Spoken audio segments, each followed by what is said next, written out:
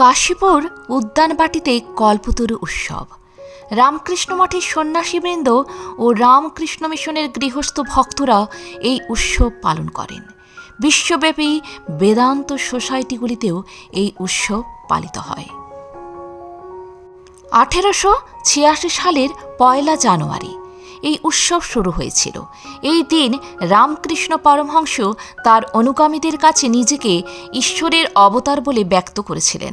বিভিন্ন জায়গায় এই উৎসব পালিত হলেও কাশীপুর উদ্যানবাটিতে বর্তমানে যেটি রামকৃষ্ণ মঠ ও মিশনের অন্যতম একটি শাখা কেন্দ্র, এই উৎসব মহা সমারোহে পালিত হয়। এখানেই রামকৃষ্ণ পরমহংস জীবনের শেষ দিনগুলি অতিবাহিত করেছিলেন। রামকৃষ্ণ পরমহংসের অনুগামীরা এই উৎসবকে ঠাকুরের বিশেষ উৎসবগুলির অন্যতম উৎসব হিসেবে গণ্য করেন। দক্ষিণেশ্বর কালীবাড়িতেও এই উৎসব মহা সমারোহে পালিত হয়। সারা দেশ থেকে রামকৃষ্ণ অনুগামী তীর্থযাত্রীরা এই দিন দক্ষিণেশ্বর কালীবাড়িতে পুজো দিতে আসেন। 1886 সালের 1 জানুয়ারি প্রথম কল্পতরু উৎসবের দিনটি রামকৃষ্ণ পরমহংস ও তার অনুগামীদের জীবনে ছিল এক অভূতপূর্ব তাৎপর্যপূর্ণ ঘটনা। রামকৃষ্ণ পরমহংস সেই সময় দুরারোগ্য গলার ক্যান্সারে আক্রান্ত হয়েছিলেন এবং তার শারীরিক অবস্থারও যথেষ্ট অবনতি ঘটেছিল। উত্তর কলকাতার কাশীপুর অঞ্চলের একটি বাগান বাড়িতে চিকিৎসার সুবিধার জন্য তাকে নিয়ে আসা হয়েছিল।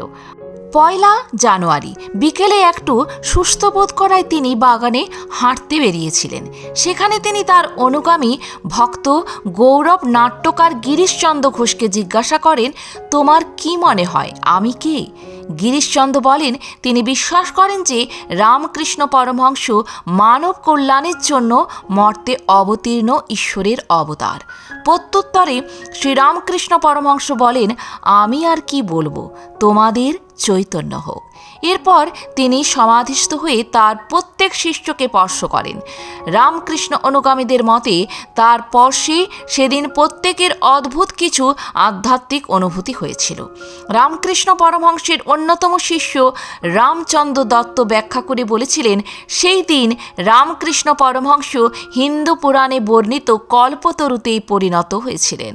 তিনি এই দিনটিকে কল্পতরু দিবস নাম দিয়েছিলেন, যা পরে কল্পতরু উৎসব নামে পরিণত হয়েছিল। উল্লেখ্য, এই দিন রামকৃষ্ণ পরমহংসের গৃহস্থ শিষ্যরাই তার কাছে উপস্থিত ছিলেন। শ্রী শ্রী ঠাকুরের সন্ন্যাসী সন্তানদের অনুপস্থিতিতে এই দিব্য অনুষ্ঠান ঘটেছিল। আজও লক্ষ লক্ষ লোক ভক্তি ও বিশ্বাসের টানে কাশীপুরে মিলিত হয় 1 জানুয়ারি। শুনতে পান ঠাকুরের বলে যাওয়া সেই অন্ধকার থেকে আলোর পথে নিয়ে যাওয়া বাণী। জয় ঠাকুর। প্রণাম নিও, সকলের মঙ্গল করো। আজ এ পর্যন্তই। ভালো থাকবেন, সুস্থ থাকবেন। যদি ভিডিওটি ভালো লাগে একটা লাইক অবশ্যই করবেন।